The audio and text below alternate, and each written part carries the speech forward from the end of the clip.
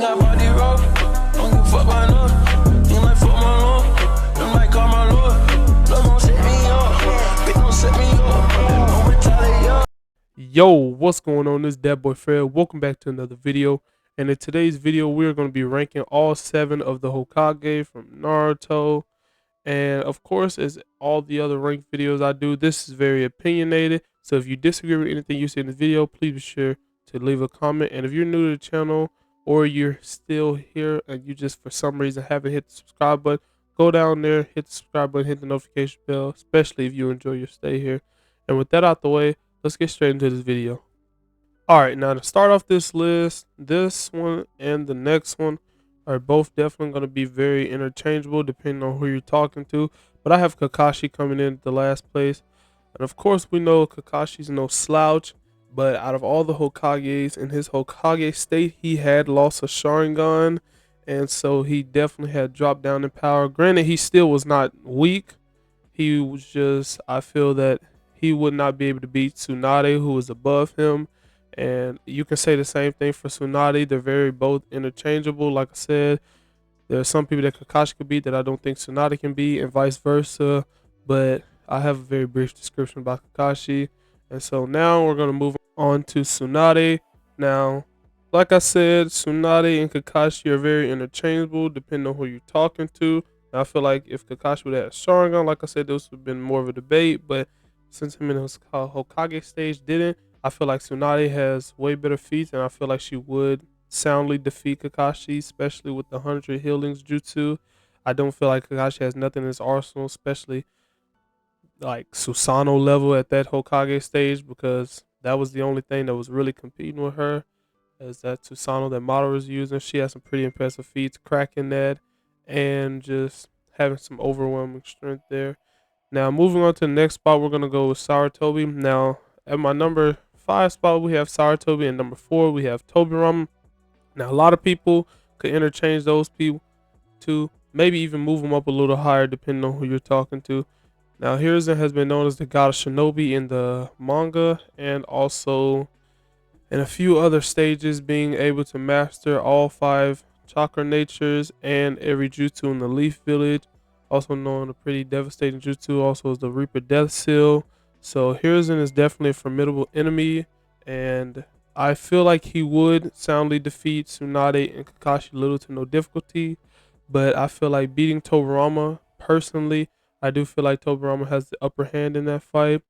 And that's why we're going to move straight on to Tobirama, talking about him. Now, Tobirama is also a pretty slept on Hokage in my opinion. Especially like with all the feats he had in the war arc, I feel like I would have thought people would have stopped sleeping on him. But it seems like they didn't. Like, Tobirama was a monster in my opinion. Like, as you can see in this clip right now, Mans was straight frightening Orochimaru, Sasuke in the mall. Now, granted, Orochimaru felt like he could have kept his power under control, but I still don't feel like Tobirama was full all out, you know. But like Tobirama, the creator of the reanimation jutsu, the shadow clone jutsu, the flying rising technique, who all were mastered later by better users, but nonetheless, him inventing those jutsus and him just being a powerful shinobi all around, and he was quote unquote equal to Izuna, which he killed, who was basically Teen MS Madara level. Now moving on to number, what is this, 4? No, this is 3. I'm sorry. Moving on to number 3, we have Minato Namikaze, my favorite character. Now, Minato is no joke as well. We all know how strong Minato is, mastering, like I said earlier, Tobirama's techniques, being the Flying Thunder technique and the Shadow Clone Jutsu, even better than Tobirama was. That's why I see him being above Tobirama. Now, he might not have as much raw and physical strength as Tobirama. I do not believe that. But him being a lot faster, which Tobirama even stated himself, and him having Sage Mode on top of that, I do truly feel like Minato is definitely a top 3 worthy Hokage. And his feats in the show are really impressive.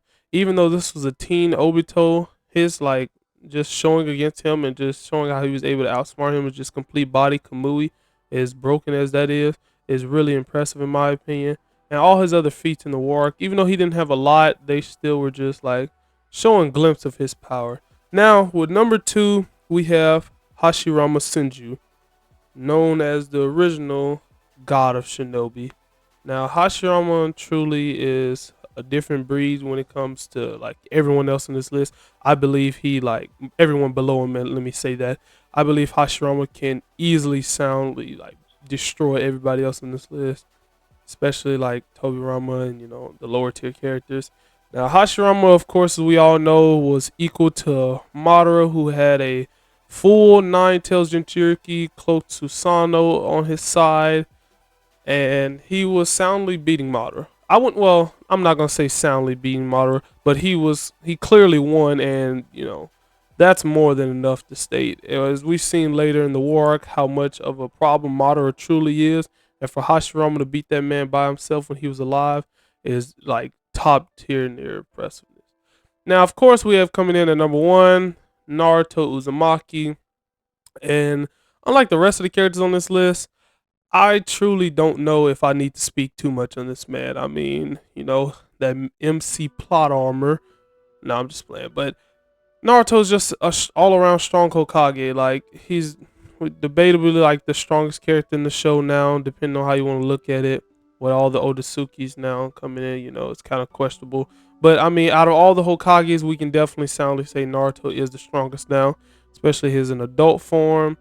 Naruto speaks for himself. Like I honestly want to not just leave you guys hanging with an explanation, but like, what more can I say that he hasn't already showed himself? Like, man's handled business in the war arc. He was able to hold off against one of the Otsutsuki clan members when he was getting his chakra drained out. And there isn't just a lot I can say left about Naruto, but what I can say is that ends off the video right there, guys. I know this was kind of a rushed out video. I truly wanted to get something else out for you guys. I apologize if this video isn't as good as my usual videos, but I hope you guys enjoyed the video. And if you did, please be sure to leave a like and subscribe if you enjoyed your stay. And I'll talk to you guys in the next one.